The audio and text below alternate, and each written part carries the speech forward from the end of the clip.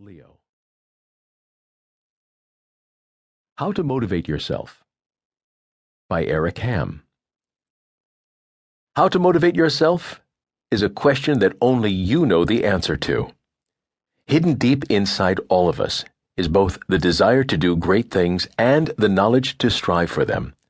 But for many of us, these are things that are buried beyond our normal understanding of ourselves. So if you want to know how to motivate yourself, you have to first learn a bit more about yourself. First, what is motivation? Think about a car sitting on a flat paved road. The engine's not running and the brake is not engaged. Your job is to push the car past a certain point. So you lean into it and start pushing with all your might. At first it's barely budging, but then starts creeping ahead. You dig deep and give it all you've got. The tires start to make their way around and the car starts moving forward. Now your energy is beginning to transfer from brute force to a kind of flow.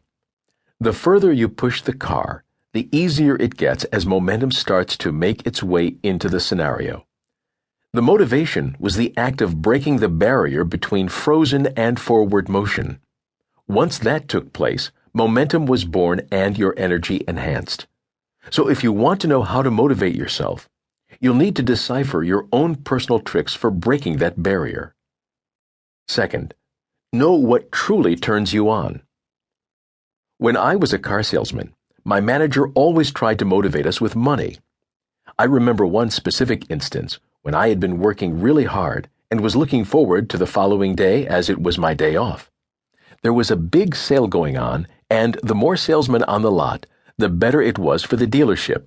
So my manager came up to me with a kind of evil grin and said, "Are you going to be here tomorrow?" He knew it was my day off. "Because you'll sure make a killing if you are here."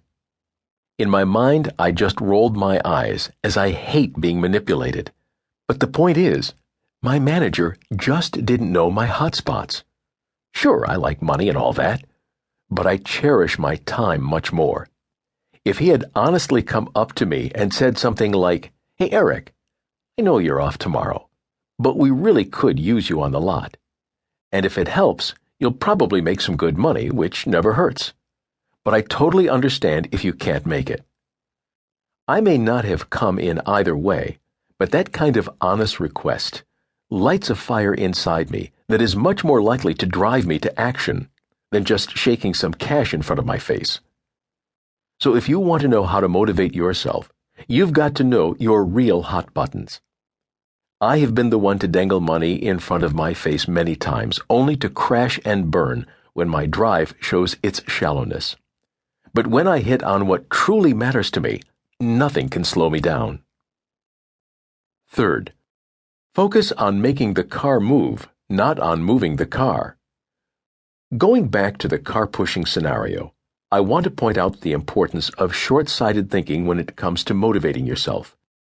Focus takes energy, and energy is the resource that starts the car moving. If our focus is spread out, our energy will be weak. So we can't afford to worry about anything after the car starts to move. That part will take care of itself. ADHD moment. It's kind of like a magnifying glass in the sun. If the glass was flat and therefore spreads the light equally over the object in its path, nothing would happen. But by manipulating the glass to focus the light onto a pinpointed area, you harness all the power that the light has to offer, creating a powerful beam.